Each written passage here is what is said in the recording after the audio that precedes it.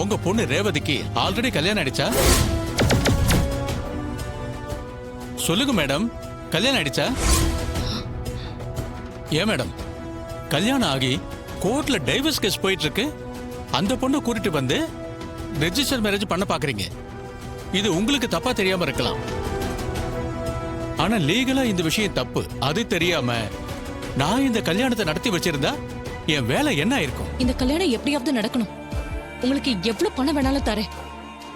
என் பொண்ணுக்கும் அந்த பையனுக்கும் ரெஜிஸ்டர் மேரேஜ் பண்ணி வைங்க. நான் இவ்வளவு சொல்லியும் பணம் கொடுக்கறேன்னு சொல்றீங்க? நீங்க கிளம்புங்க மேடம். என் சர்வீஸ்ல நான் நல்ல பேரோட போகணும்னு நினைக்கிறேன்.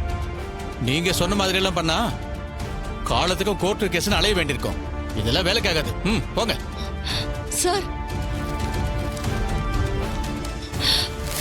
சார், என்ன பண்றீங்க? ஏன் சார் டாக்குமெண்ட் கிழிச்சீங்க? இந்த ரெஜிஸ்டர் மேரேஜ் நடக்காது. இன்றே டவுன்லோட் செய்து உங்கள் ஃபேவரட் ஷோக்களை என்ஜாய் பண்ணுங்க.